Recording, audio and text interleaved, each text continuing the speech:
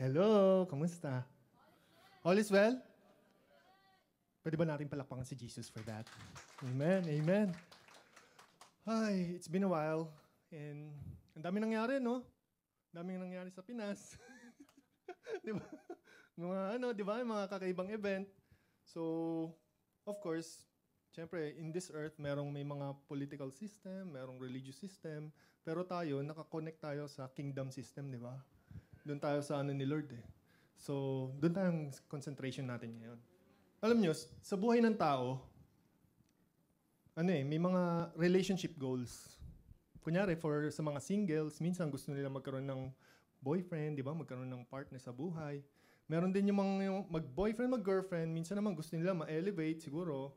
Plano nila magpakasal, di ba? Sana magpakasal tayo. Yung iba naman, mag-asawa na, gusto nila magkaroon ng anak and mga grandchildren eventually. And meron din mga relationship goals na gusto nila mag-travel, di ba? Sino bang gusto mag-travel dito? Man, di ba? Sarap nun, mag-travel, di ba? Isa sa mga relationship goals natin, mag-travel. And may kanya-kanya tayong mga goals sa buhay. So, but when it comes to that, relationship, di ba? Merong Kaya ang topic natin for today is none other than, can we all read church? So, ang topic natin since for this month is breakthrough. Na-discuss naman na natin yung financial breakthrough topic, yung emotional and spiritual breakthrough nila Pastor Henry and ni Pastor Mark. So, for today, ang natin is relationship breakthrough. And before we begin, let us pray. Heavenly Father, we'd like to thank you for this victorious and wonderful day na marireceive na naman namin ang yung message of full grace na mag-empower sa lahat sa amin and i-guide kami sa buhay and allow us to apply this, Lord, with your love. Enjoy lang namin yung presence mo. In this we ask in your mighty name, Jesus, and everybody will say, Amen. So, breakthrough. Definition ng breakthrough, biblically speaking, is often associated with yung divine intervention ni Lord. Yung overcoming obstacles and meron din yung ma-experience. Actually, na-experience na natin yung pagiging victorious.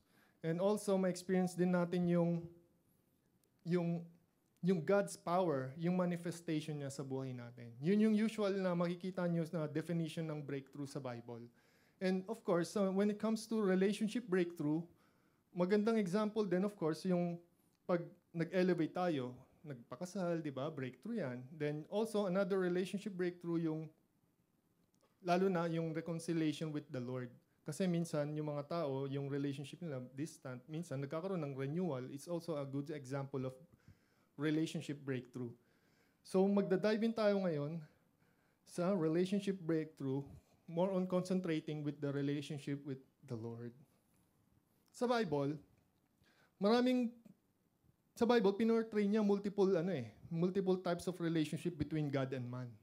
So, makikita nyo dyan, merong father and child, merong creator and creation, meron din head and body. Ang dami. Marami siya. Multifaceted ang relationship between God and man. And it depends on yung level niya, depending yun sa intimacy, sa responsibility, and yung covenant. May mga certain covenant tayo, alam naman natin sa Bible, may different covenants, di ba? Lalo na mga Bible school dito. So, different covenants. So, yung level na yon, minsan nagiging measure siya based dun sa nagiging measurement siya kung gaano na nag-grow and how deep yung relationship of one person to the Lord. So, yan yung mga different areas ng types of relationship. But for today, ang concentration natin, I believe the Lord will speak to us and na-impress naman sa akin na we have to concentrate on these three. Kasi, ready ba kayo kung i-discuss natin lahat yon? 5 hours? 5 hours. So, ngayon, sinamarize lang natin. Para sa akin, ito yung na-impress sa akin na 3 areas na we have to talk about. Sa dami ng relationship between God and man, na-categorize siya eh. Merong category na yung human relationship-like experience. So, like, father and child, di ba? Something na madali tayo makarelate. Father and child, ano pa ba? Yung king and servant, di ba? Yung king, yung pantao ba? Madali tayo makarelate. Meron din mga non-human analogies like vine and branches, di ba? Hindi tayo basta-basta makarelate doon. Meron din yung pot and clay. Ano yun? Non-human analogies. So, itong tatlong to, we will begin yung medyo lalaliman natin yung 3 areas na to. Father and child. Church, can we all read? The spirit you received does not make you slaves, so that you live in fear again. Rather, the spirit you received brought about your adoption to sonship. And by him we cry, Abba, Father. Testifies with our spirit that we are God's children. Amen. Amen. Sa book of Galatians, sabi nga rin dun we are no longer slave, but God's children or God's child. So, papansin nyo. Yung spirit you received brought about your adoption to sonship. Big question. Speaking of adoption, meron bang adopted dito? Mabigat na tanong, no? Mabigat na tanong. Siyempre we have different reasons. Pwede natin hindi sabihin, pwede natin i-share natin. Kasi nagkaroon ng negative connotation kasi sa mundo when it comes to adoption. Kung titingnan mo, if we have received Jesus Christ as our Lord and Savior, adopted tayo, di ba? Adopted tayo lahat to. So nagkaroon ng negative connotation kasi minsan, di ba, naging ginagamit siya into ridicule. Di ba? To embarrass certain people na, ampon ka lang. Di ba? Minsan ganun sa mga drama, ay anak, ampon ka lang. Di ba? Ganun yung nangyayari minsan sa mga movies. So, nagkaroon ng negative connotation. But personally, I myself, nung namatay yung father ko, nung 10 years old ako, eventually, after several years, around 19 or 20 years old ako, si Lord may pinadalang person sa buhay ko na nag-adapt sa akin. Nang adult na ako, matanda na ako, in-adapt niya ako.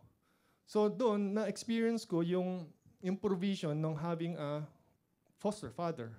Siya yung naging mentor ko.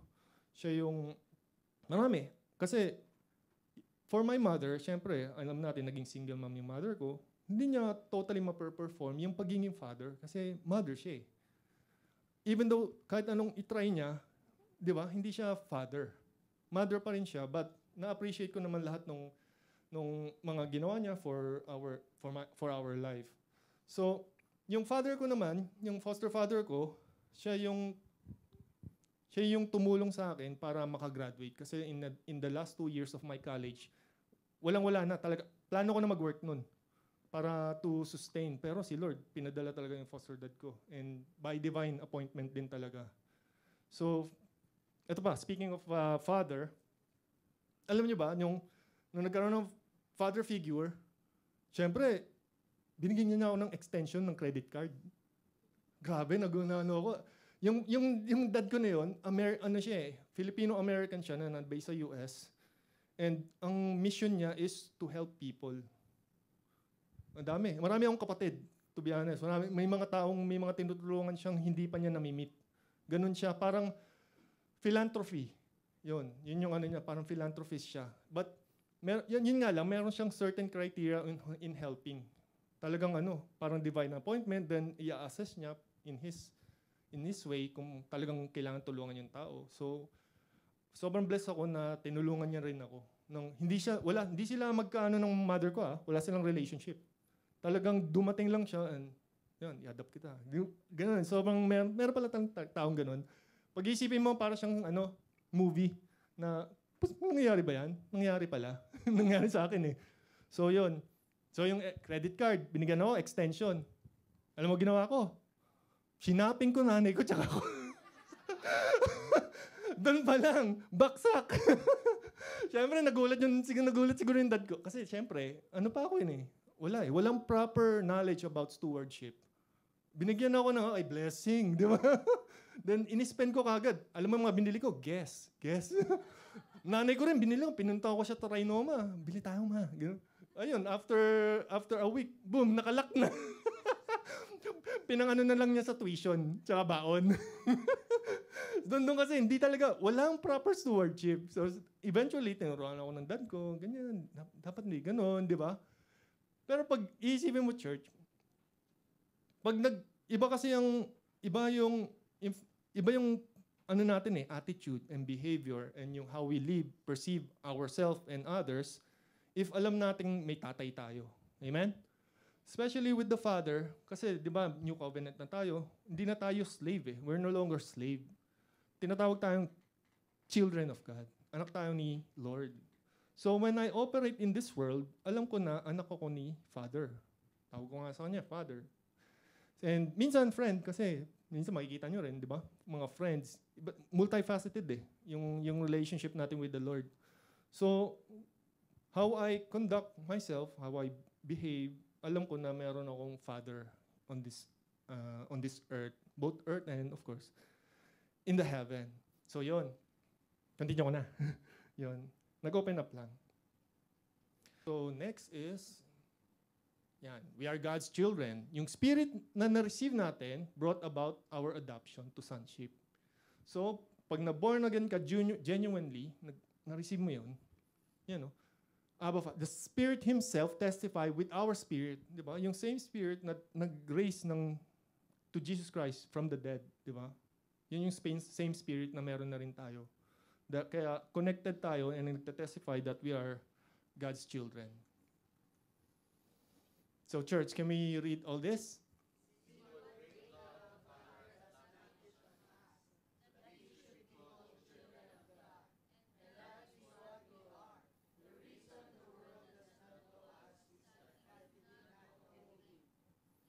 Amen. Amen. Ulitin. Ulitin yan. So we have great love the Father has lavished on us, that we should be called children of God, and that's what we are. Imagine mo, no? Parang ini-emphasize mo na, that's what we are. Yun tayo. Huwag natin kalimutan, church, na we are children of God. Iba kasi pag nag-ooperate tayo out of out of fear, out of parang alam natin, as a servant, talagang totally tayo, slave, di ba? Unlike yung pag nag-act tayo or behave and we function dito sa mundo as sons and daughters ni Father.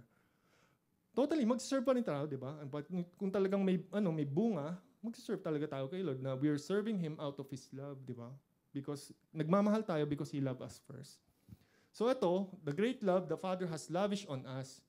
Kasi yung love dito, in the full grace perspective, hindi tayo minamahal because of the things that we do. We are being loved because of who we are in Christ Jesus. Kaya napaka-critical yung natin yung position natin kay Jesus Christ. Kung paano natin i-perceive, kung sino tayo, kung ano yung internal belief natin, kung sino ba talaga tayo kay yung relationship natin with Jesus Christ. Amen? Amen. So ito. Next is, can we all read again? All this from God. With us, the ministry of reconciliation in Christ, counting people's sins against them. And He has committed to us Amen. Church, pansinin nyo, pag nagpipreach ako, usually talagang pinipilit natin magbasa. Pinipilit ko kayo magbasa.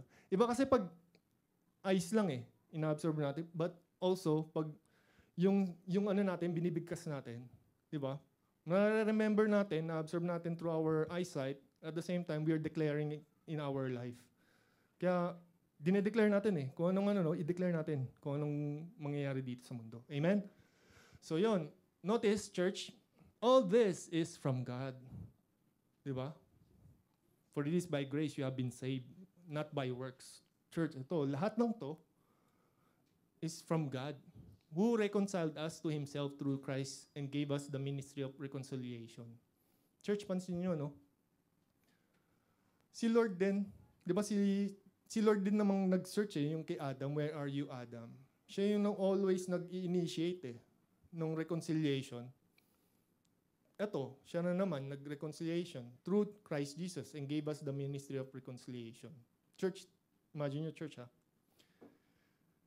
reconciled us to Himself through Christ and gave us the ministry of reconciliation.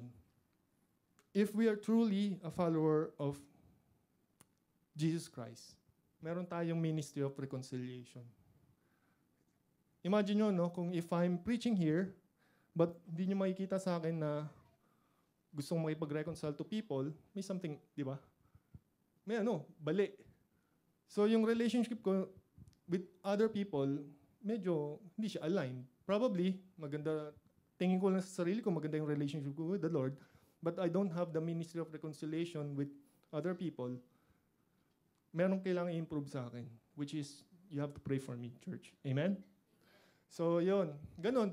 Ministry of Reconciliation, also, sinashare natin to na to other people, guys, di ba? Lalo na, especially for non-believers. Ano natin sa kanila na mahal sila ni Lord. I-reconcile nila yung message of Ministry of Reconciliation. I-reconcile natin. Ginagamit tayo ni Lord on this earth to help, di ba? Maging vessel to spread His word, to spread the gospel na, guys, mahal na Jesus loves you. Minsan parang nagiging mababaw na lang yung sabihin, Jesus loves you, pero malalim yun eh. Di ba? Sobrang lalim niya na we pray na ma-realize ng mga tao, na ma-reveal sa kanila ni Lord na gaano kasila na kamahal ni Jesus Christ. Na gusto nila, kasi sabi dun ayaw ni God na may mag-perish. Lahat gusto niya ma-save. But yung tao mismo ang nagre-reject sa salvation, which is yun nga yung free will Yun yung, grabe yung free will, no? We have a choice. Di pipilitin ni Lord, di pipilitin ni God na makasama mo siya sa heaven kung ayaw mo siya makasama. Diba? Grabe yun. Yun yung free will Anong gagawin mo? Kahit yung heaven, magiging hell para sa'yo kung ayaw mo talaga siya makasama So yun yung natin. Free will talaga, grabe. Amen? Amen. So yan. So, He has committed to us the message of reconciliation. Yung mensahe ng reconciliation. To reconcile Him to other people. Reconcile the people to other people to God. Yan. Nasa na rin natin yun. And of course, at the same time, when we're preaching it, of course, expected na ina-apply. We believe what we apply. We exercise what we believe in. Amen? So yan. Forgiveness, yan. God's initiative. Moving on to the bride and bridegroom, church. Alam natin parang given na sa lahat ng worldview, different denominations within the Christian view, na we are child of God. Aware tayo dun. Pero medyo na-overlook yung topic of bride and bridegroom So I believe si Lord, nireveal sa akin to na kakaiba. Bakit? Oo nga naman, na-overlook ko yung topic ng bride and bridegroom. And minsan, tinanong ko rin yon na ano ba mas malalim? Yung pagiging anak or pagiging asawa? Something to ponder upon. Di ba? So, bride and bridegroom. Ito na. Can we all read, church? Husbands, love your wives, just as Christ loved the church and gave Himself up for her, to make her holy, cleansing, washing her with the water through the word, and to present her to Himself as a radiant church, without stain or wrinkle or any other blemish. Amen. Hinighlight, pinarallel yung husband, love your wives, as Christ loved the church. So yung pinarallel ang mga husbands kay Christ. And pinarallel din yung wife sa church. If you notice, church tayo Church is composed of body, di ba? May mga kanya-kanya tayong role. In order for Jesus Christ na ma-perform niya yung duty as a husband, kailangan maging part tayo ng church. Di ba? Make sense naman, no? Kasi imagine mo, there are people in this world that were not, na may mga view sila na pwede naman maging Christian soul of light. Di ba? Yung tipong, di ko naman kailangan umattend ng church Di ba? Magdasal lang ako sa bahay. Tayo lang. Kahit ako lang mag-isa. Pero from that point, hindi niya na na-exercise to. Kasi ang sabi, di ba? Ang sabi nga sa Book of Hebrews, natutuwa ako sabi doon yung wag natin i-neglect yung gathering, di ba? Gathering together, di ba? Magsama-sama. So, and ang dami ring scripture na where 2 or 3 people gather in my name, I'm in their midst, di ba? Ini-encourage talaga na magsama-sama, worshiping together. Pero, if a person decided for himself na to isolate and umalis siya sa body of Christ, and then self-proclaim that he's the true Christian, another question mark na naman yun, di ba? Question mark yun. Paano mo maano na, ang ano nga, greatest commandment, love the Lord your God with all your heart, with all your mind, with all your soul, with all your strength. And first commandment, and then yung second to that is, love your neighbor. Paano natin mapapractice yung love your neighbor if ayaw mo sa neighbor? Di ba? So may yun yung minsan challenges to some na we are truly blessed and na meron tayong ganito, Grace Keeper community, di ba? That meron tayong opportunity to exercise, to serve the Lord with one another, serve one another, serve the Lord, di ba?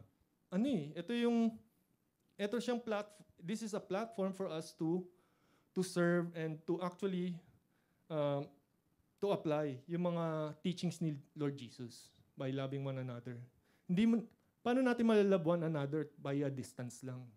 Diba? I love you, diba? Parang wala lang, hanggang dun lang. Si Jesus Christ came to earth physically. Dumating siya, diba? And died for us. Pwede naman siguro hindi na siya dumating, diba? Pero dumating siya physically.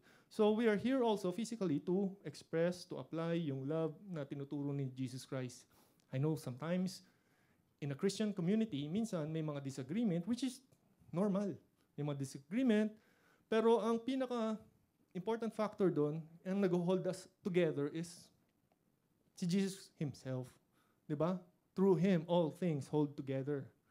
Kaya yun yung siya yung pinaka-importante, siya yung sentro. Kahit maraming denomination, maraming different varying belief, yung worldview, at the end of the day, kung talagang true follower in Jesus Christ, yan. Love talaga ang mag-hold us together. So speaking of, yan, husband and yung church, yan, Christ, your wife's church, always church. If the enemy is speaking to us, wag tayong umattend ng church. Enemy yun. Do the opposite all the time. Kasi church, in reality, kahit pastor ako minsan bumubulong sa akin, di ba? Tamarin ka mag-church. Pero hindi. Wala, yun Actually, natatawa na lang ako dun pag may mga thoughts na umano kasi alam ko enemy yun Then i-review ko lang kagad. So laban, punta sa church, 'di ba? So yun. Ito, 'di ba? Si Jesus Christ, yan. Cleanse tayo, gave himself up for her, cleansing her by the washing of the water through the word and present her to himself as a radiant church, 'di ba? Si Jesus Christ din ang nagka-cleanse Siya yung nagpe-prepare sa church body sa atin lahat na makasal. So from that point, may experience natin yung pagiging husband ni Jesus. So ito pa. Can you all read, church?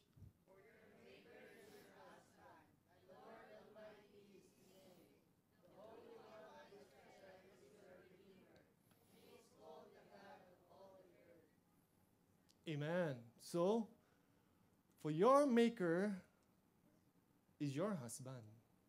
Iba kasi totally yung Pag mag-asawa, kaya nga pag pinagsama ang man and wife, di ba? One na kayo. One.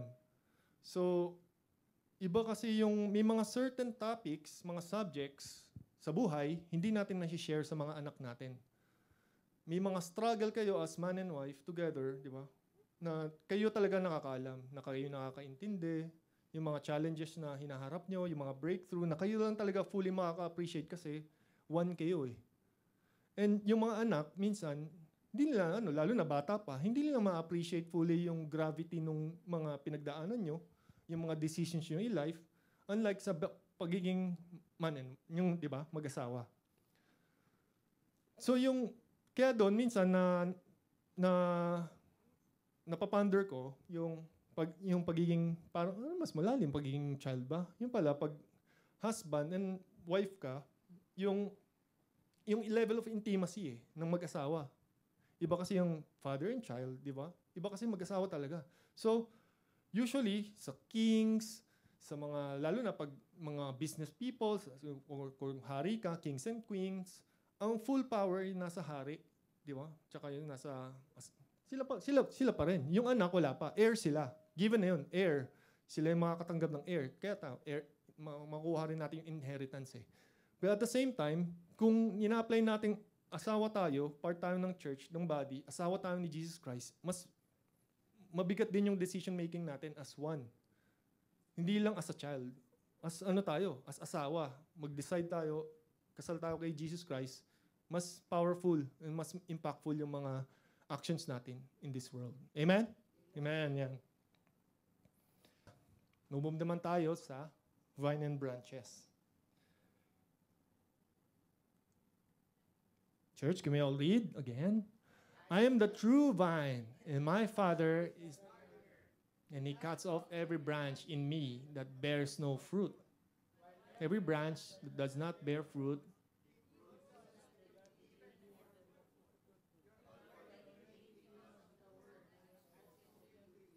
remain in me as I also remain in you. No branch can bear fruit by itself. It must remain in the vine. Neither can you bear fruit unless you remain in me. It's quite interesting, no, church? Nung si Jesus Christ, He called Himself as the true vine. True vine. Meaning, na parang na-foresee niya na in this world, maraming false vine. Na, di ba? Kaya ba, bakit kailangan mo pa sabihin true? Di ba? Pero yun, talagang, He's the truth, the way, and the life, di ba? He's the way, the truth, and the life. Hina-highlight din niya na true vine siya. Kasi in this earth, in this world, yung mga tao, tendency, they're seeking for life.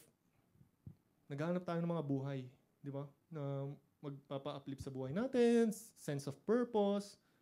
Pero pag nasa wrong vine tayo, wala rin. Hindi natin mafulfill yung true purpose natin na, di ba, we are God's masterpiece to do, di ba? To do good works.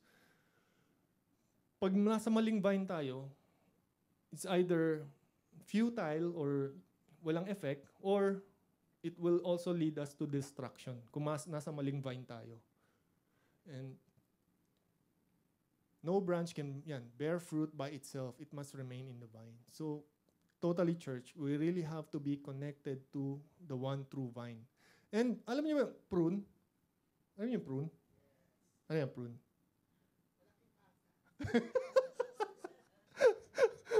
O, di ba? Ayun, pruning. Yan, pruning ang tinatawag. Alam mo yung, tinatanggal mo yung mga certain sanga, no? Para, mas umusbong. Meron din, imagine mo church, si Jesus Christ, hindi, minsan masakit siya magsalita, no? Pag, kung madali ka ma-offend, He cuts off every branch in me that bears no fruit. Di ba? Imagine mo, we're not bearing fruit, yan, kinakat. While every branch that does bear fruit, He prunes. Yan, pinuprune. Lalong papausbongin, lalong mag-grow yung mas uusbong, yung halaman. Yun. So it will be even more fruitful. Yan, magiging mas may bunga. Kaya church, yung pagiging Christ follower, talagang expected sa atin to have magbe-bear tayo ng fruit. Kasi pag hindi, there's something wrong. There's something wrong again. Di ba? So, bearing fruit talaga, church, na expected to each and every one of us. So, no branch can bear fruit by itself. It must remain in the vine. Neither can you bear fruit unless you remain in me. Amen. So, ito na yung continuation. Allow me to read. I am the vine, you are the branches. If you remain in me, and I in you, you will bear much fruit. Apart from me, you can do nothing. Di ba? Lagi natin narinig na. Napaka-wonderful, word. Siya yung vine. We are all the branches. If i-connect natin to kanina, father and child, di ba? Individual, personal. Then, meron tayong bride and bridegroom, which is church, which is collective as a whole body na kinasal kay Lord. Ito, I'm the vine, you are the branches. Applicable for both individual and as a church. Amen? So, amen? Amen? So yon, if you remain in me and I in you, you will bear much fruit. Apart from me, you can do nothing. No, kaya nga, hinighlight ko rin church, if minsan yung mga tao, we really have to encourage people, lalo na yung mga unti-unti na nag-fall away or nag-fade away sa church, try to reach out to them then, di ba? Let's try to reach out to them kasi lalo na pag may mga challenges. Hindi natin alam why they're slowly drifting away from the body. Imagine mo, pag hindi sila nakaremain kay Lord, apart from Jesus, they can do nothing. Imagine mo, church talaga, no? Pag naputol yung kamay ko, may chance, kaya naputol Sobrang, ano ba? Yan. So, pag kaya naputol yung arm, ang unang gagawin is, dalhin yung arm, lagay sa yelo, punta sa, ita-try pa i-attach. Pero pag pinabayaan na natin yung naputol na arm, mabubulok yung arm. Kasi hindi siya connected sa body So, yun yung kailangan natin to help our fellow believers na unti-unting nagdi-drift away for whatever reason. No, encourage natin sila, di ba? We pray for them. And apart from prayer, of course, kumustahin naman talaga. May konting effort, pero that effort is not our own, but rather all attributed to the Lord. Lahat naman ng glory kay Lord. Amen? Amen. So, yan. If you do not remain in me, you are like a branch that is thrown away and withers. Such branches are picked up, thrown into the fire and burned. Hindi rin hindi nag-hold back si Jesus when it comes to this type of things. Na to some para siyang offensive, pero ito talagang reality. If you remain in me and my words remain in you, ask whatever you wish and it will be done for you. This is to my Father's glory that you bear much fruit, showing yourself to be my disciple. Church, yung pagiging bearing fruit natin, all will be attributed to the Father. Hindi, kaya nga yung human performance, wala Wala tayong pwedeng pagmalaki because even yung bearing fruit itself, this is to my Father's glory, attributed solely to the Father. Amen? The quality of our vertical relationship natin with the Father, determines the depth of your horizontal relationship with others. Kaya, minsan kasi kala natin, minsan na parang sobrang prayerful naman yung person, ang galing naman niya. Pero pag hindi natin na totally nakikita yung treatment, yung fellowship niya with fellow believers, parang minsan maka-question natin, ano ba yung quality ng relationship niya with the Lord? So, yung tunay na maganda yung quality ng relationship with the Lord, mag-reflect din siya sa how we totally, conduct ourselves in the world, how we treat, love fellow believers, and even non-believers. Ang lupit nga nun sabi nga, di ba? Love your enemies Yun ang pinakamatinding mabigat na hindi as a human person lang, ang hirap i-perform nun. Walang makakagawa nun and it's very stressful. Kaya, yun talaga, grace. Grace that empowers us to do it. Also, church, alam naman natin na multifaceted ang relationship natin kay Lord. Minsan, kaya magkakaroon ng breakthrough, may mga obstacles sa buhay, di ba? Sometimes, we have to allow ourselves na papasukin natin si Lord sa mga areas na minsan parang hindi natin siya hinahayaang pumasok. Minsan admitted ako sa workplace. Minsan limited yung spread ng word ko sa workplace kasi especially in this country. 'Di ba? Medyo kailangan cautious. Hindi pwedeng sobrang aggressive to evangelize. So, minsan nakikita ko na hindi ako ganun kalakas when it comes to evangelizing within the workplace dahil nga maraming M's sa So, of course, pinagpe-pray ko rin na unti-unti, kahit pa paano mabanggit sa fellow, kahit non-believers, na lalo na mga Pinoy, na tinatry natin in Jesus' name. So, malaking impact din yung church na yung quality of relationship natin with the Lord kasi na-appreciate natin yung goodness niya Di ba? Sinave niya tayo. Gaano na tayo kamahal. So, I want that message, yung good news na yun, na ma-impart sa mga taong non-saved. Hindi, kasi they're blinded as of now. Hindi pa nila naririnig eh. Paano dadating yung, di ba? Paano sila tatawag sa taong hindi pa nila napapakinggan? Kaya yun yung natin, church. Yung, we should not forget that we are called to, to make disciples. Diba? Go to all nations. Diba? Baptizing them in the name of the Father and of the Son and Holy Spirit. Talagang, yun yung call natin, we should not forget. Na talagang pag-pray tayo, diba? Magkaroon tayo ng practice natin na maging prayerful individual sa mga private time natin, bago kumain, paggising, kahit nagda-drive. Ako kasi minsan pag nagda-drive, yung prayer ko kahit nagda-drive ako nasa mind ko ba? Yun yung nagko-converse ako sa kanya, then minsan makikinig ako ng mga preaching, then meron din akong audiobook ng Bible na yun yung yun pala church. Try natin magbasa ng Bible. Always basa ng Bible. 'Di ba? Kung talagang hirap na hirap magbasa ng Bible, at least Bible verse a day. Magbigay kayo ng kailangan talaga i-feel eh. If we truly love Jesus Christ in our hearts, dapat mahal din natin yung Jesus Christ na nasa Bible. 'Di ba? Kasi yun yung minsan pwede tayong ma-misled eh. Na yung may revelation sa akin si Lord. Pero kung hindi naman ako nagbabasa, that revelation pwedeng maging questionable eh. No? Pwede ako mag-claim, sabi ng Lord sa akin, huwag ko siya pansinin. Di ba? Ano kagad yun? Contradicting. Hindi siya totally galing sa Word. Kasi yung revelation ni Lord, never siya dapat magko-contradict sa Word of God, which is na written word na. So, dapat, hand in hand with the Word, personal prayer, continuously reading the Word, church, and fill ourselves with the Word of God. Key takeaways. So first takeaway, father and child. Can we all read? A love that adopts, reconciles, and restores us into God's family. Diba? Nung naging child of God na tayo, inadopt tayo.